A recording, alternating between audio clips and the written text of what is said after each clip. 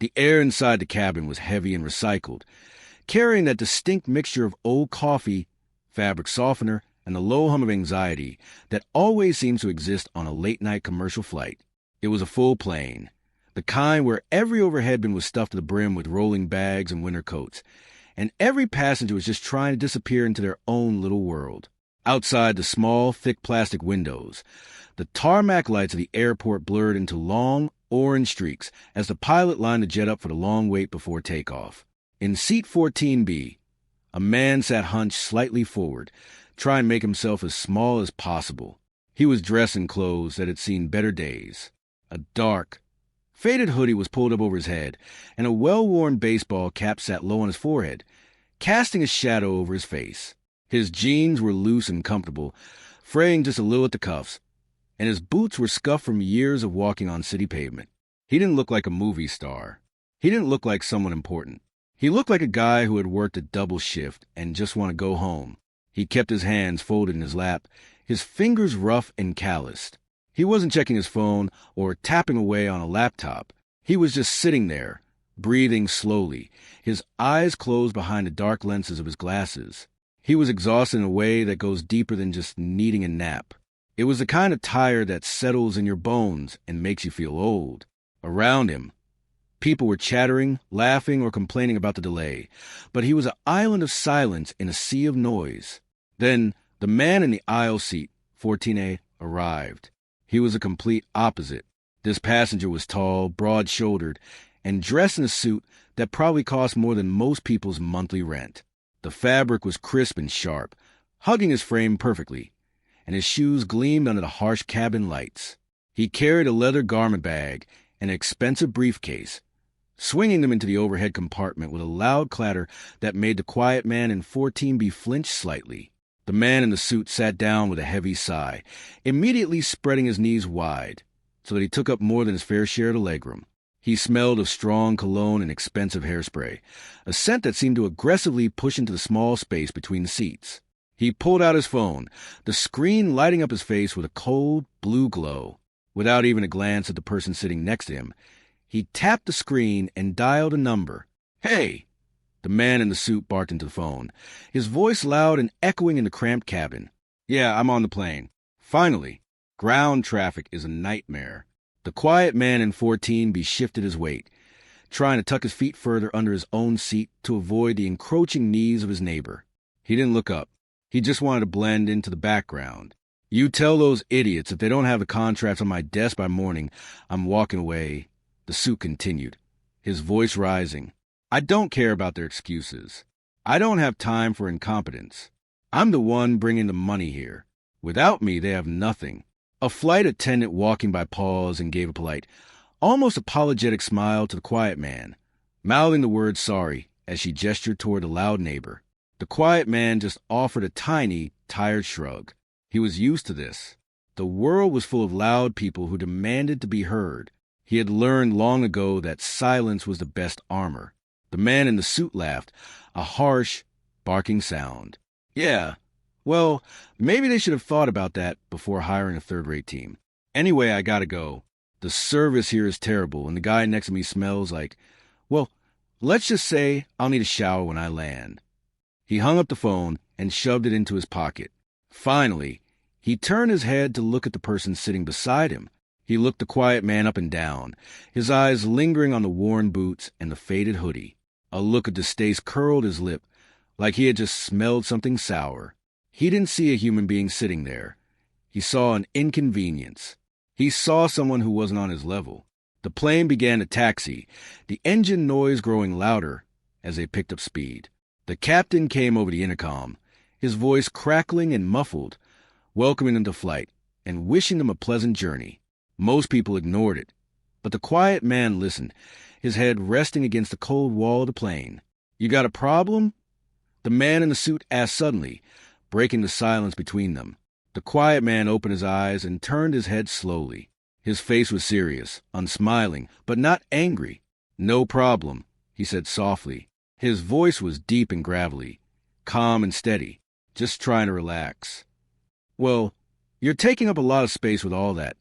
Sitting there, the suit sneered, gesturing vaguely at the quiet man's arm. He shifted his own body aggressively, bumping shoulders with the quiet man to make a point. Personal space. Ever heard of it? The quiet man didn't fight back. He didn't get angry.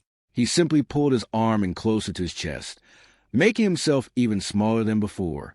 "My apologies," he whispered. He turned his head back toward the window, watching the darkness rush by as the plane lifted off the ground. The man in the suit huffed, shaking his head in disbelief. He couldn't understand why this guy wasn't pushing back. In his world, everything was a negotiation, and if you didn't stand up for yourself, you got walked all over. He saw the quiet man's lack of aggression, not as kindness or patience, but as weakness. It annoyed him. It bothered him that someone could be so content with being average. Unbelievable, the suit muttered under his breath, loud enough to be heard. He pulled a magazine from the pocket in front of him and slapped it open, aggressively turning the pages. The flight was going to be long. He was trapped next to a nobody, a man who looked like he hadn't had a decent meal or a good night's sleep in weeks. But the quiet man just closed his eyes again, blocking out the judgment and the hostility. He was used to being misunderstood. He was used to people looking at the surface and deciding they knew everything about him.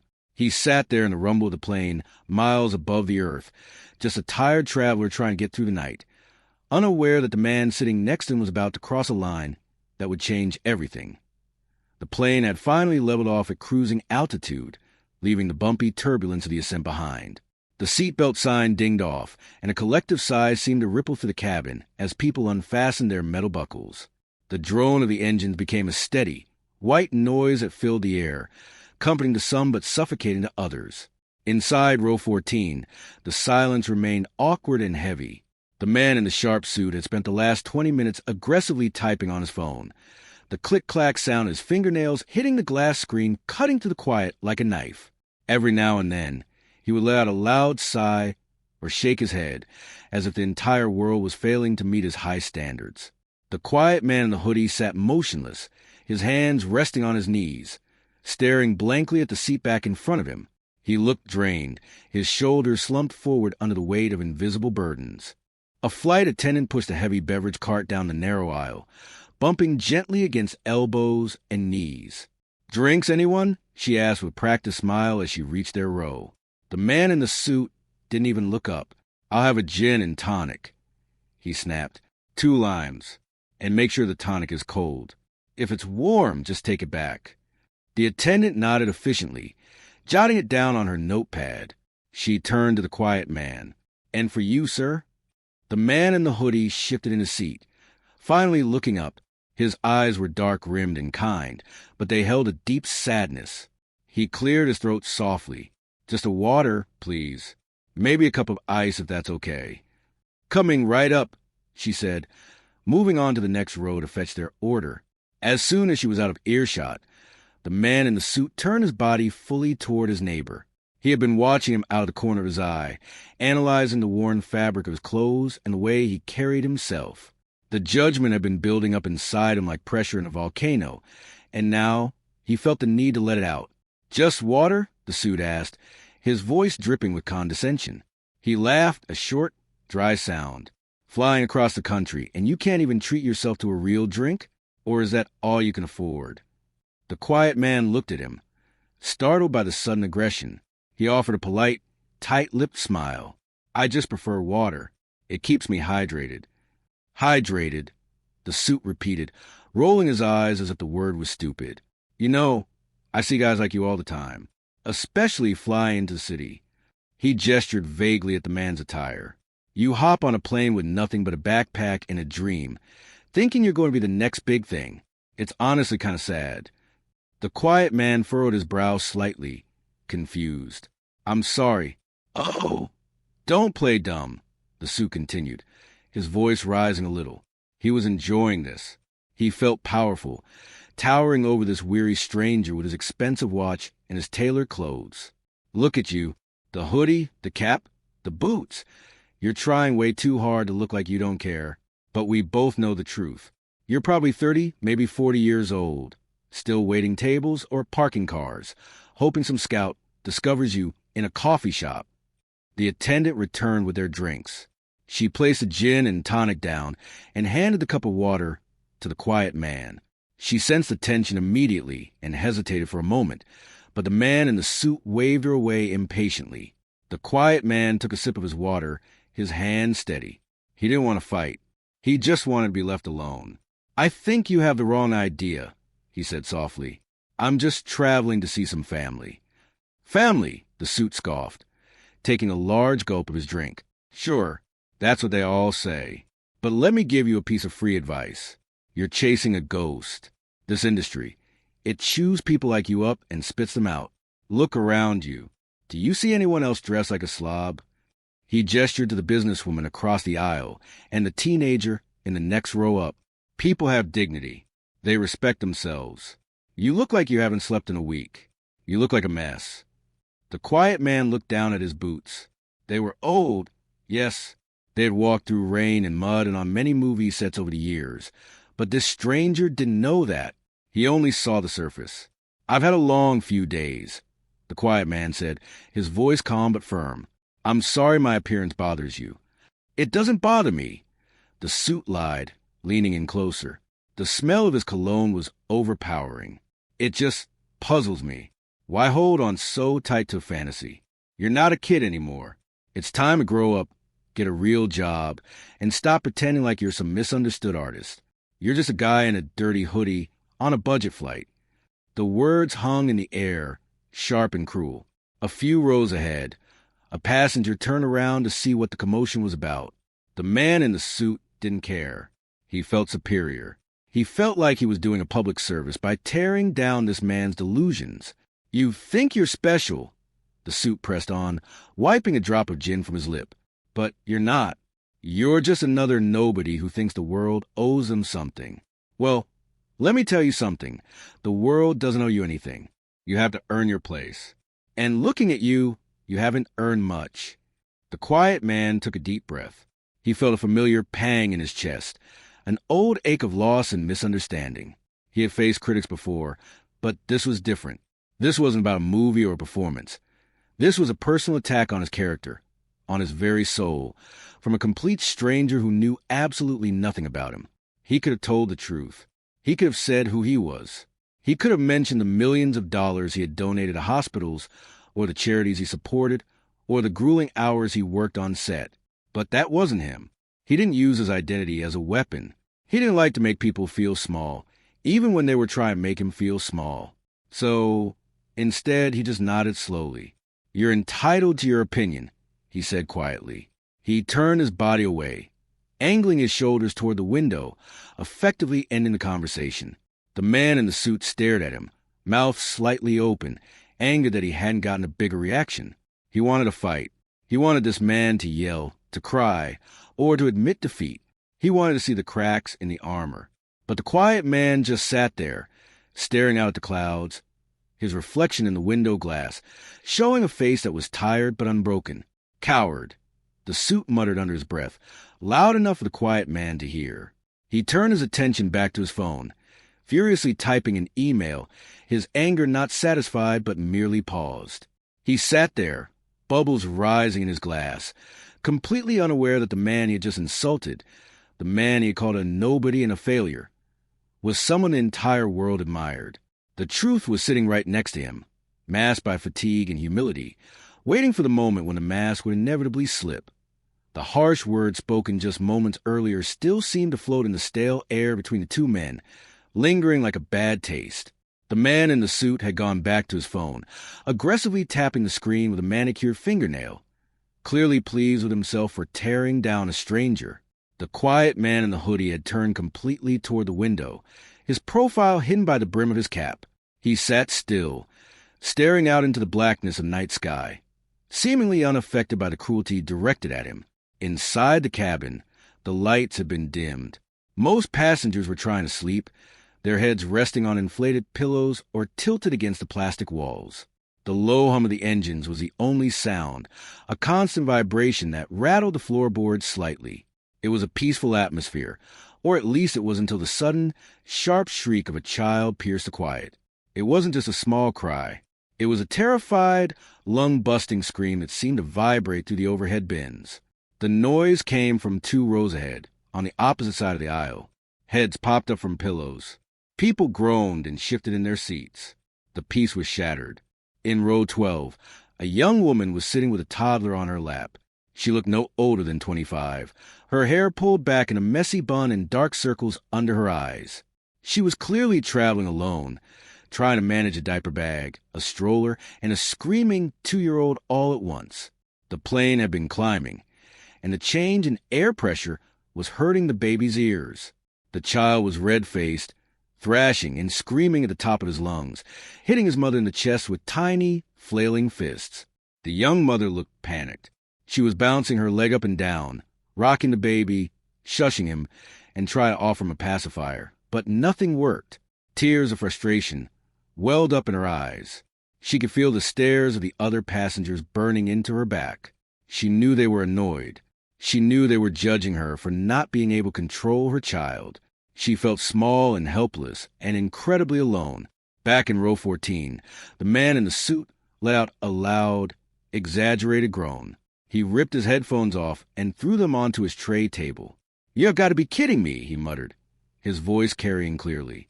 He looked around, seeking solidarity from the other passengers. Great, just great. Why do parents bring kids on planes if they can't keep them quiet? Some people are trying to work. He turned to the quiet man in the hoodie, expecting a nod of agreement. See what I mean? Selfish people, ruining the flight for everyone else. The quiet man didn't respond to complaint. Instead, he turned his head away from the window. He looked past the man in the suit, his eyes locking onto the scene 2 rows up. He didn't look annoyed. He didn't look angry. He looked concerned. The screaming continued, getting louder and more desperate. The flight attendants were busy in the galley, preparing the meal service, and hadn't noticed the escalating situation yet. The young mother was now crying openly, whispering, "Please, please," stop to her child, her voice cracking. The man in the hoodie unbuckled his seatbelt. The metal clasp made a sharp click as it opened. The man in the suit looked at him, confused. "Where are you going?" "The seatbelt sign is off, but you can't go to the bathroom yet. We just leveled out." The quiet man didn't answer. He stood up slowly. He had to duck his head to avoid hitting the overhead compartment. He wasn't a small man, but he moved with surprising grace, fluid and quiet. He stepped into the narrow aisle, ignoring the man in the suit completely. "Hey, I'm talking to you," the suit hissed. But the quiet man was already moving past him. The aisle was cramped, cluttered with legs and bags. The man in the hoodie stepped carefully over the feet of a sleeping passenger in aisle 13. He reached the row where the chaos was happening. The noise was deafening up close. The toddler was arching his back, screaming in pain. The young mother looked up, terrified. She saw a tall man in a hoodie standing over her. For a split second, fear flashed across her face. She didn't know who he was or what he wanted. She pulled her child closer protectively. But the man didn't say a word. He didn't scold her. He didn't complain about the noise. He simply dropped to his knees. Right there in the middle of the moving aisle, he knelt down on the thin blue carpet. It wasn't a comfortable position. The plane was vibrating, and his knees were pressed against the hard metal base of seats in front of him, but he didn't seem to care. He brought himself down to the child's eye level. The screaming child stopped mid-shriek, startled by the sudden appearance of his face, so close to his. The man had taken off his cap. His hair was messy and his face was serious, but his eyes were incredibly soft. He didn't try to touch the child or grab him. He just waited. Then, slowly, he reached into the pocket of his worn jeans. He pulled out something small and fuzzy. It was a little plush dog attached to a keychain. It looked old, the fur matted down, as if it had been carried around for years. He held it up by its little loop.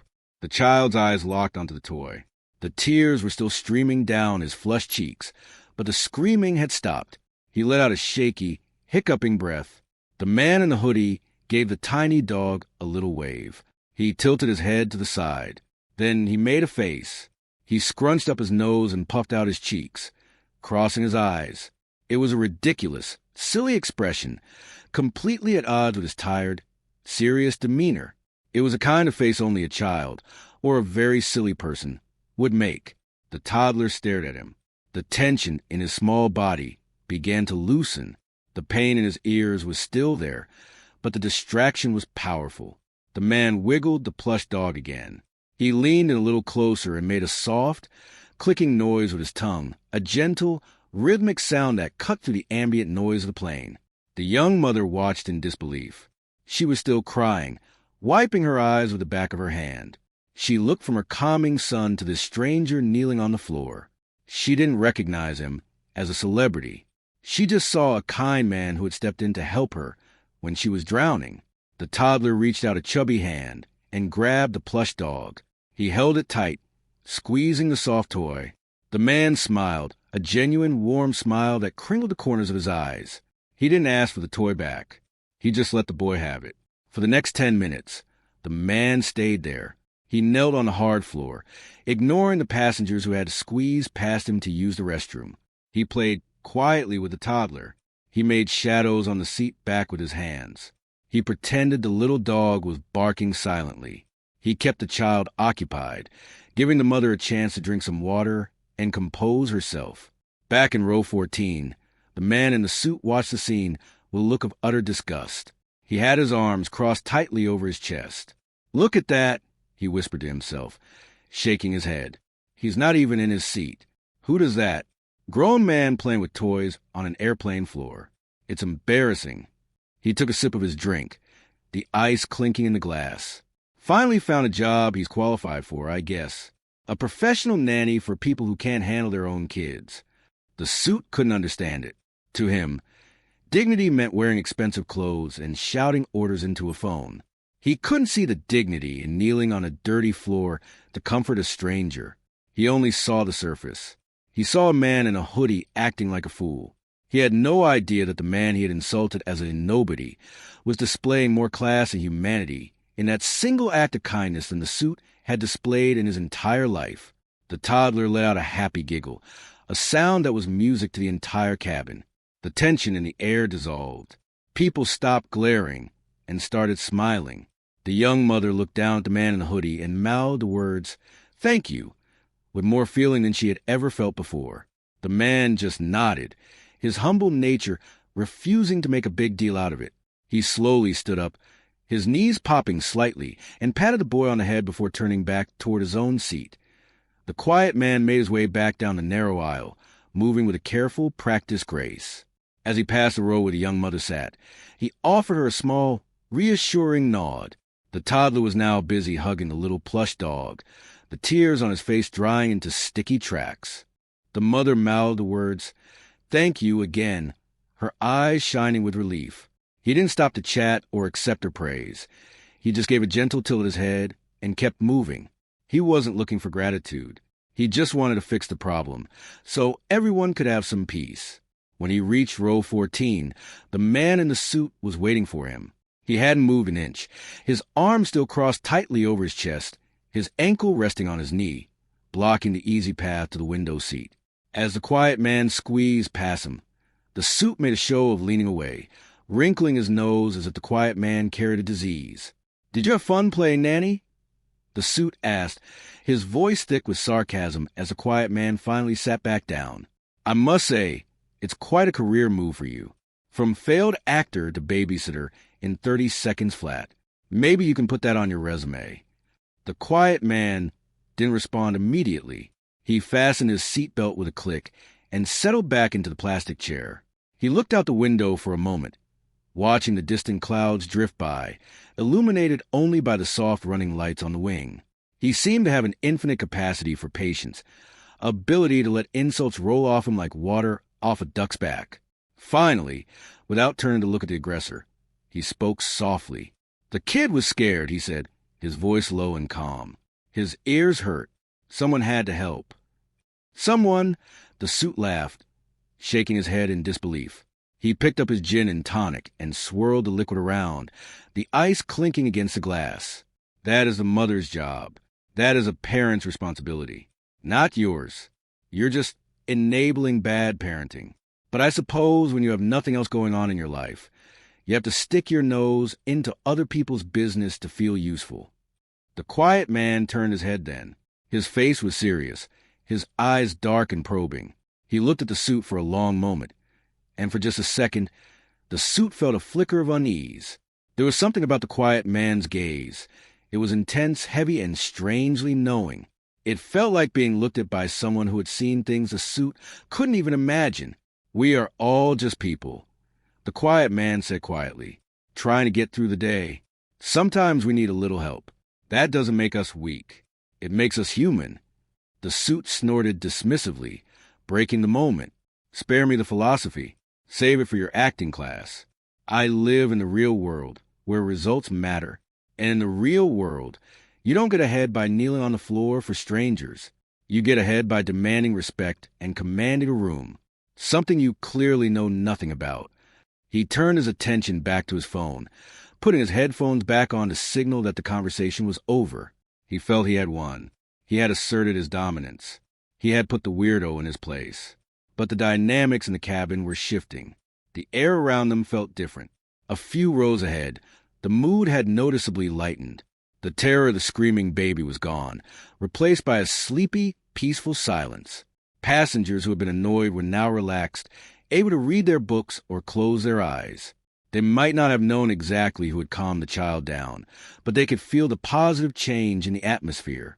A few minutes later, a flight attendant began making her way down the aisle with a trash bag. She was a woman with kind eyes and a tired but professional smile. She had watched the entire scene unfold from the galley, the screaming, the panic, and then the stranger stepping up to help. She had seen the man in the suit ignoring the chaos, complaining loudly, while man in the hoodie sacrificed his own comfort to kneel on the hard floor. As she reached row 14, she paused. She looked at the man in the suit, who was aggressively typing on his phone again, oblivious to her presence. Then she looked at the quiet man, who was resting his eyes, his hands folded peacefully in his lap. The attendant leaned in slightly, blocking the suit's view of the aisle. She didn't ask if they had trash. Instead, she looked directly at the man in the suit, her expression hardening. The smile was gone, replaced by a look of cold professionalism. "Sir," she said, her voice firm but low enough that only their row could hear, "I need you to stop bothering the passenger in 14B. The man in the suit pulled his headphones off, his face twisting in shock. "Excuse me? I'm not bothering anyone. He's the one making a scene earlier." "No, he wasn't," the attendant said sharply. "I heard your comments. I heard how you spoke to him when he boarded, and I heard what you just said. It is disrespectful, and it is against our policy to harass other passengers." "Harass?" The suit sputtered, his face turning red. "I'm having conversation. This is a free country, isn't it? Or do you guys control that now, too?" "We control the comfort and safety of everyone on this plane," she replied, not backing down an inch. She placed a hand on the back of the quiet man's seat, a protective gesture. "And frankly, sir, you have no idea who you are sitting next to, and you have no idea what that man has done for people on this flight tonight." The suit laughed, a short, incredulous sound. "Oh, please, don't tell me he's a VIP. Is he a politician? A CEO? He looks like a homeless guy who found a ticket." The attendant leaned in closer, her voice dropping to a whisper that was filled with intensity. "He didn't buy a ticket in economy. He was supposed to be in first class, in seat 1A, but he saw an elderly couple at the gate who had been separated due to a computer error. They were upset. They haven't seen each other in months. So this man went to the desk, gave up his first-class seat, and took this middle seat in the back so they could sit together." The suit blinked.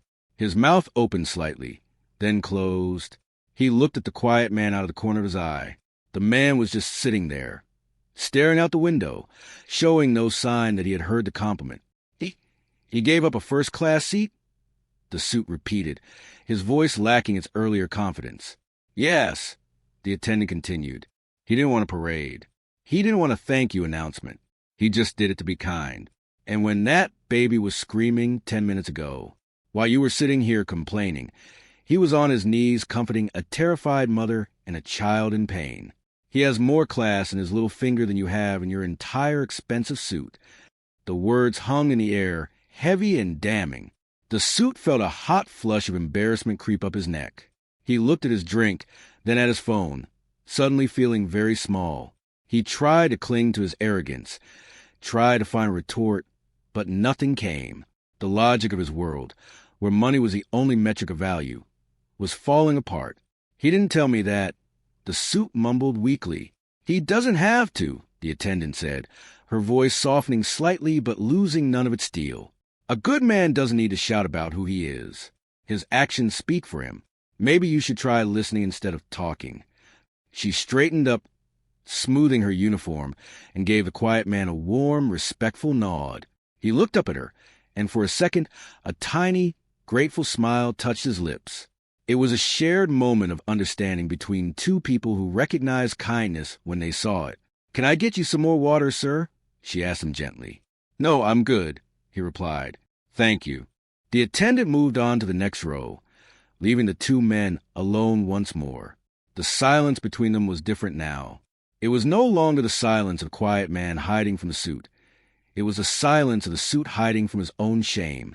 He sat stiffly, his eyes fixed straight ahead, terrified to turn his head. He realized with a sinking feeling in his stomach that he might have made a terrible mistake. The attendant's words echoed in his mind. "You have no idea who you are sitting next to." He began to panic slightly. Who was this guy? A secret billionaire? A powerful senator? The paranoia set in. He spent the next few minutes stealing glances at the quiet man's profile, trying to place the face. The nose, the jaw, the intense eyes. They were familiar, but he couldn't pin them down. The mystery of it was eating him alive, and the realization that he had treated a hero like garbage was making it hard to breathe. The truth was hovering right beside him, just out of reach, waiting for the final piece to fall into place. The captain's voice crackled over the intercom, announcing that they had begun their descent into the city. Outside the small window, the vast darkness of the night sky was slowly being replaced by the sprawling grid of city lights. Thousands of tiny orange and white sparks flickering below. The plane banked gently, and the hum of the engines changed pitch, dropping lower as they prepared to land. Inside the cabin, the atmosphere was sleepy. Most passengers were waking up from their naps, rubbing their eyes and stretching their stiff limbs. In row 14, however, the tension was thick enough to cut with a knife. The man in the suit was no longer typing on his phone. He was sitting rigidly upright, staring straight ahead at the seat back in front of him. His face felt hot, and a bead of sweat had formed on his forehead. Despite the cool air blowing from the overhead vent, he was panicked. The flight attendant's words from 20 minutes ago were playing on a loop in his mind. Asterisk, he gave up his first-class seat. He's a good man. You don't know who you're sitting next to. Asterisk. The suit tried to rationalize it. Maybe the attendant was just being dramatic. Maybe the guy was just a minor executive who did one nice thing. But then, he stole another glance at the quiet man. He looked at the jawline, the shape of the nose, the way the hair fell messily from under the cap. There was something undeniably familiar about it. Something that niggled at the back of his brain. He felt like he was looking at a puzzle piece he had seen 1,000 times but couldn't place. The quiet man was looking out the window again, watching the ground get closer. He seemed peaceful, completely unaware of the internal crisis happening next to him. He adjusted his glasses and let out a slow breath, bracing for the landing. "Would you like to clean up your tray, sir?" A voice asked. It was a flight attendant again. She had returned with a trash bag, making her final pass before landing. She stopped between their seats. She looked at the man in the suit, who quickly moved his empty glass onto the tray, offering a weak, forced smile. Then she turned to the quiet man in the hoodie. "Mr. Reeves," she said softly, her voice warm and respectful. "Can I take that cup for you?" The name hung in the air for a split second before it hit the man in the suit like a physical blow. Reeves. The man in the suit stopped breathing. His eyes widened and his jaw went slack. He whipped his head around to stare at the profile of the man sitting next to him. The pieces of the puzzle suddenly slammed together with a terrifying clarity. The worn boots, the simple clothes, the privacy, the exhaustion, the kindness, the face. It was Keanu Reeves, the Matrix, John Wick, Speed, one of the most famous actors in the world. A man known not just for his movies, but for being genuinely decent in a world full of fake people. A man who had suffered unimaginable tragedy in his life, and yet remained humble and kind. The man in the suit felt his stomach drop out of his body. He remembered the insults he had spat out earlier. Asterisk, washed up. Asterisk, asterisk, pathetic. Asterisk, asterisk, begging for work. Asterisk, asterisk, a nobody. Asterisk. He had called Keanu Reeves, a global icon and a multimillionaire, a failure. He had mocked him for his clothes, not realizing that the man could buy and sell the entire airline 10 times over. He had sneered at him for helping a child, calling it a job for a nobody. The shame was immediate and overwhelming. It burned his ears and made his hands shake. He looked at the actor, terrified that Reeves would turn around and expose him. He imagined the actor standing up and announcing to the whole plane, "This guy just called me a loser." The suit wanted to disappear. He wanted the floor of the plane to open up and swallow him whole. But Keanu Reeves didn't turn around. He didn't gloat. He didn't say, "I told you so." He simply handed his cup to the attendant with a polite nod.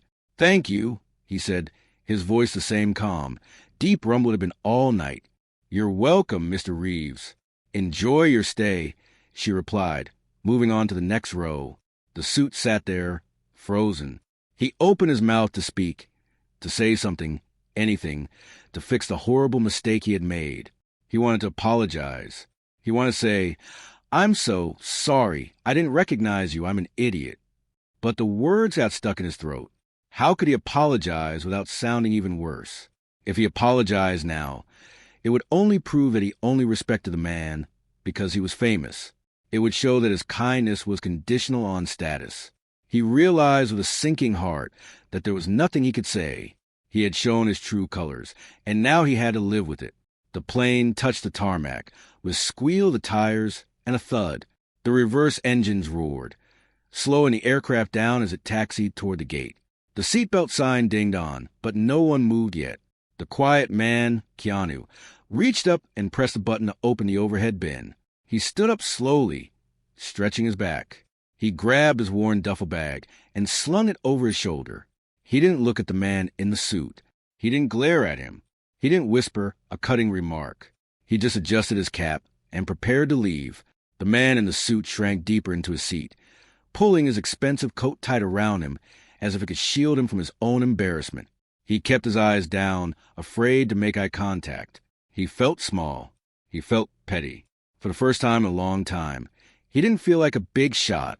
He felt like a bully who had just been exposed in front of the whole world, even if only a handful of people knew what had happened. As the line of passengers began to move, Keanu stepped into the aisle. A few rows ahead, the young mother with the toddler was standing up. She saw him and her face lit up. She waved slightly, holding up the little plush dog he had given her son. Keanu smiled. It was a genuine, heartwarming smile that reached his eyes. He gave her a thumbs up. The mother mouthed, "Thank you," one last time. He nodded, acknowledging her. Before continuing toward the exit, he walked past the first-class cabin, the section he was supposed to be sitting in, without a second glance. He walked with a quiet dignity, head down, moving with the flow of the crowd.